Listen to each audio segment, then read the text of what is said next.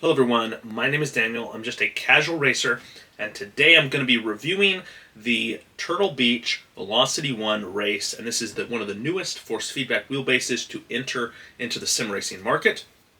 It's coming right in at the mid-range at $650 for the entire bundle, but that also includes pedals, and that puts it kind of in the mid-range. If you take the pedals away, that probably values what we see here on the table, around $450, $500.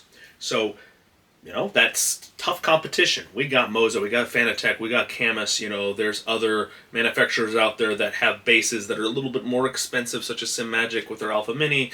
We have Logitech has their very expensive, overpriced gear base, which kind of comes in $400, but you can get it for less on sale. There's a lot of competition here, either directly above, right at this price point, and below. And so, how does this handle? How does this stand up to those other wheelbases?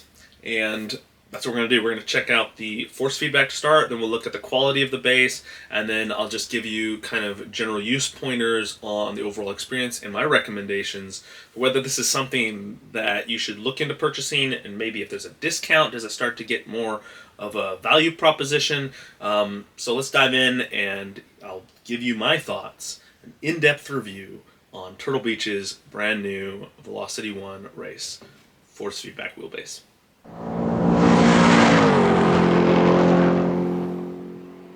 So unfortunately, the force feedback experience just really isn't quite there, and there's some, it's a step back, partly due to the clacking nature of it. There's just a difference that is clearly felt and clearly noticed when going back and forth between a wheel such as the CSL DD and this wheelbase. There's a bit of a clacking looseness, I feel, and that comes across sometimes in more bumpy situations when the force feedback is working. I don't know if it's because the quick release maybe isn't quite a tight enough fit. It's not the quick release, but it's in there. Hear that clacking noise? That is almost, as you can hear it audibly when I exaggerate it, but that exists within the force feedback, is the best way I can describe it.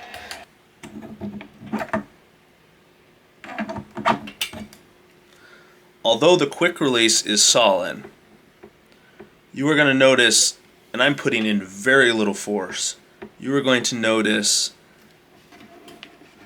the shaft moves, which is a terrible, terrible quality.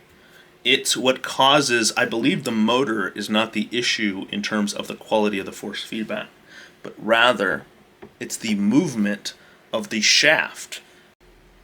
If I show you a little zoomed out here, the wheel is actually moving in my hands. Look at that. And when you're getting forces through the wheel, this jumps around. It moves on you. It is not a clean force feedback experience because of the movement of the shaft. The tolerance is too large.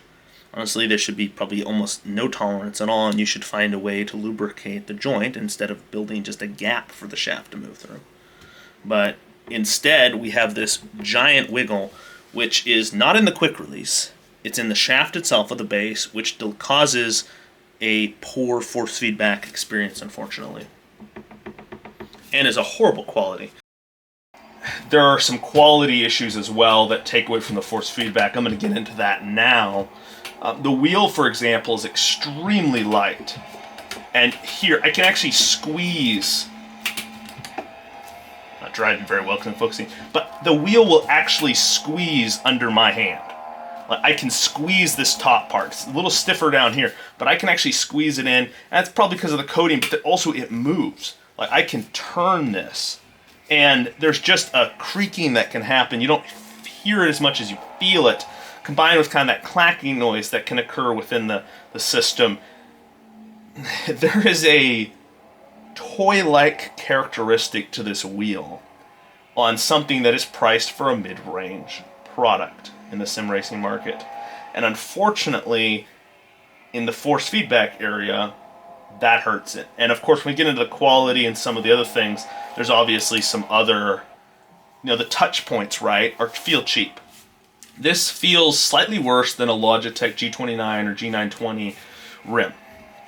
which is not great to say for a wheelbase, so especially at this price point. So for me right now, you just have a force feedback experience that is slightly worse than others, and it's no stronger than the CSL-DD. So the menu here is actually quite nice, built in. For everything I've said about the display not working well, it doesn't have SimHub compatibility, the fact you can go in and tune things, for example, here's the K-drive motor, you can select recommended settings, here's the strength, you can reduce that, change that however you would want. I like it at 100%, but I mean you could change it to whatever you want.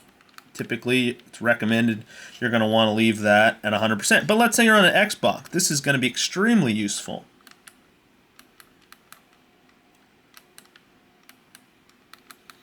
So you have all these options right here. You can remap buttons if you want to. For example, if you want to map one to your volume control on your PC, things like that. It is very easy to do that with this on-screen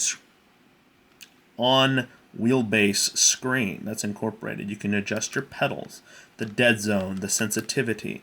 You can adjust your paddles, which is cool because you can change it from a clutch to a brake to throttle to a handbrake. You can change the dead zone on each of them. So there's a lot of options. We can do lighting effects. We can choose the brightness. We can choose the effects. For example, we could do a breathing effect, which I'll change it to now. And the color, I could change it to whatever color I want.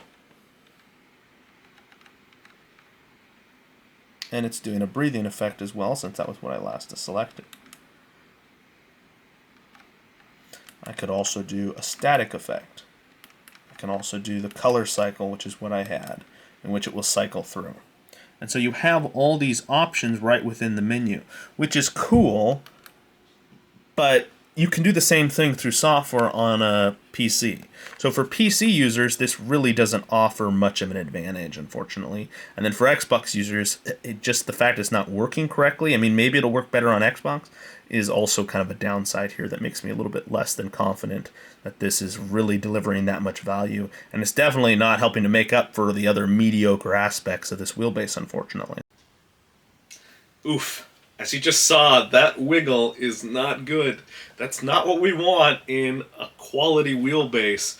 And so if we take a look at this right, the build is mostly plastic. We've already seen the force feedback is hurt by the tolerance that is unfortunately too large on the shaft area, which causes wiggle, and especially when there's more detail being presented from the direct drive motor.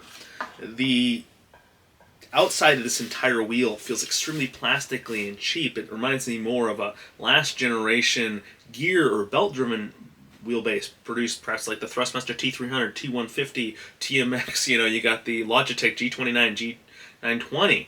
Like, these wheelbases, this is what we're more used to being on the market. And I feel like someone over there at Turtle Beach just saw, oh, that's how they're made, and never went and did the real research that you can actually just use the motor without it. I've actually heard that the motor is spec'd at 12 max, 10 Newton meter, kind of normal usage, but unfortunately, when they stuck it in this plastic case without any fan, it doesn't have a fan to cool it, they had to detune it, and that's one reason why it was released without a known spec for the motor, because they were still trying to figure out exactly what Newton meter they could run it at without overheating issues. And that's eventually they landed on 7.2 Newton meters of force, which is then now what they've detuned it, spec'd it at. I don't know if that's the whole story or exactly everything, but that's what I've heard through some industry connections that I have. So, that's a little bit of a worry. Is it going to overheat if you don't maybe live somewhere where, like in Europe, where maybe you don't have air conditioning in the summer and you want to use it in the summer? Is it going to have to worry about overheating? It could be a viable, a realistic concern that you have to worry about. Generally, the feel of this is not great. As I've mentioned, the quick release is not compatible with anything else. It's this proprietary thing. And although the quick release does lock on solidly, it's frustrating. I mean, the one positive, as I mentioned, it's open source, so you can use whatever wheelbase you would want if you could get the right adapter. So if a third-party company creates the connection here, or if Turtle Beach releases the QR wheel side to the public to purchase for 40, 50 bucks, that could be a great thing for the community and instantly kind of expand an ecosystem available to it. I don't know if they'll be doing that or if they'll be doing that anytime soon, but just generally there's nothing here to impress me. And unfortunately, the quality here has hurt the delivery of the force feedback through the shaft, leading to a clattering, a clanking, a lack of clarity that is being messed with, which I think is a pretty good motor inside. And they've then shrouded all this cheap plastic, which I can't stand. I think it's terrible. So it's one of those things. So the base itself is not getting a positive grade at all. In fact, it gets quite a negative grade for the decisions they've made here. If we turn to the button box here, as I mentioned, the button box, and if we turn to the button box here, the switches here, they're okay. Nothing exceptional. To be honest, a lot of it's quite low quality. I'm not going to value this button box over $100, and I doubt it cost them even $50 to manufacture this thing in bulk. And so it's one of those things where this button box is not adding a lot of value to the overall package, in my opinion. For example, the Camus has buttons on the front as well, the 15 Newton meter direct drive wheelbase, and that's $450 for the base by itself, of course, but it's one of those things where, there's other options if you really want buttons on the front, or you can just go out and buy your own. It's not adding value. It's not of high enough quality to add value to this wheelbase or this bundle to be able to say, yeah, for the other weaknesses we've encountered so far, this is going to overcome it. Unfortunately, the button plate doesn't do that. In fact, some of the design choices with this being only to turn on and off the wheelbase and the inconsistency of the touch points, cheap plastic touch points. And then these are metal. It's just strange, the decision-making. As I continue to go through this, it's like someone looked and saw the sim racing industry and says, we can do that. And they brought a bunch of cool ideas, and they went and did it, and they did it cheaply, and they cut corners, but let's make it flashy. And instead, it's quite tacky. And that's kind of where we're at right now. A tacky base, trying to be flashy. And to be honest, they should have just gone for making a solid, reasonably good quality, affordable entry base. I mean, even now, right, price-wise, before I get to the wheel, let's touch a little bit on price. Price-wise, $650 is too much. It's $500. This starts to be maybe a decent consideration. Except for the wiggling, the quality. That's why we're here in the quality section talking about this.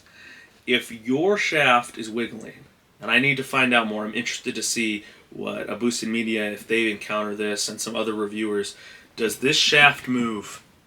Because if it does, on more than just my base, that's a severe issue, and I cannot recommend this wheelbase unless it is quite cheap. $500 is too much at that point. You're talking a substantial quality flaw that is going to affect force feedback no matter what they do on the software side of things.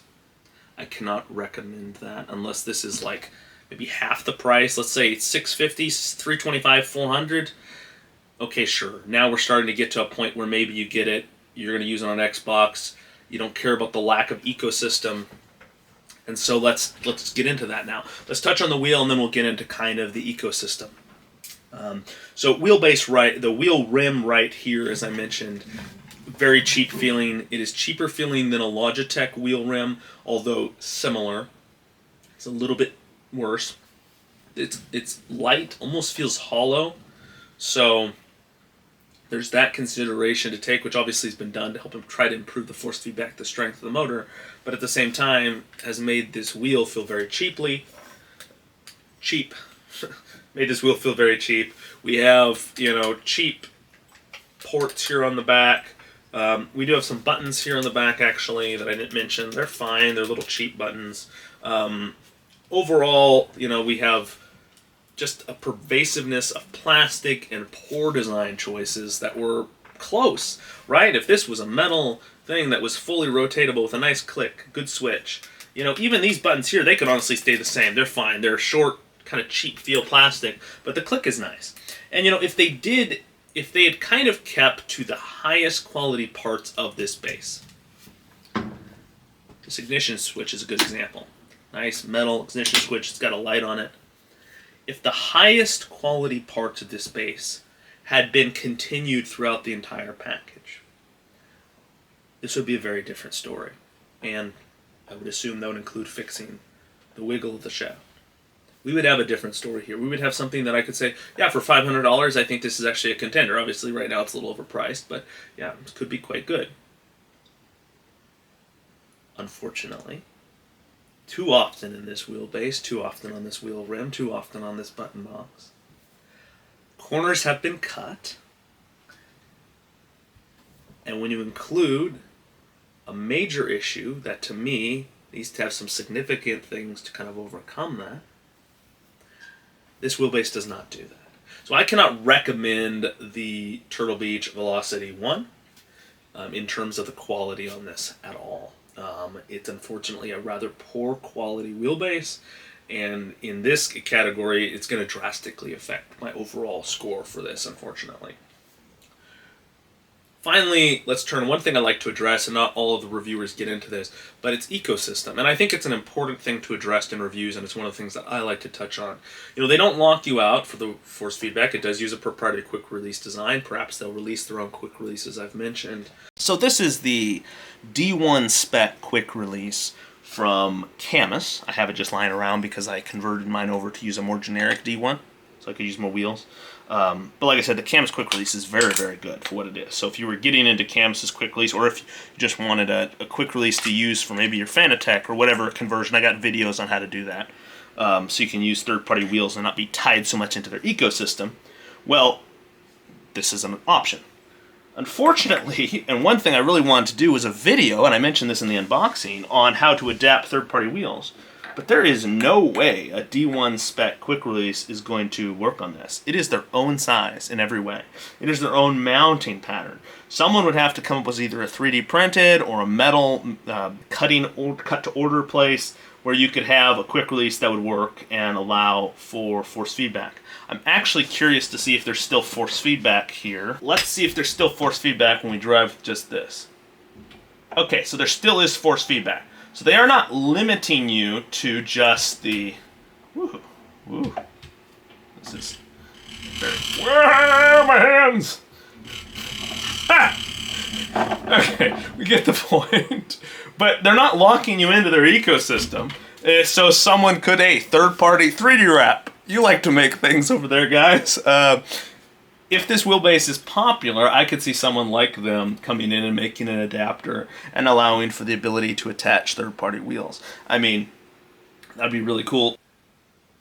But right now, we're stuck with just the wheelbase, the one wheel rim here. And it's a D-shaped wheel, it's not even round, so that's a little bit of a downgrade in and of itself for rallying, for just daily car driving. D-shaped wheel rims are not that common. And to be honest, I mean, they look okay, but it's not, in my opinion, they're not the coolest looking wheels. If you really want to go something crazy, you stick with Formula One wheel with the screen and all that. Generally, the ecosystem here just doesn't exist yet. Are you willing to commit to purchasing something for $650, which is quite a lot of money, for a wheelbase that doesn't have an ecosystem?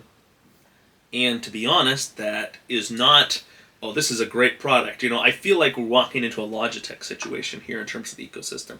The Logitech new G series, you know, they made that wheelbase. They had a whole new thing with the quick release. They could remove the wheel. And then they never made another product for it. I know there's finally a couple third-party wheels coming out for that base. But at the same time, it's like,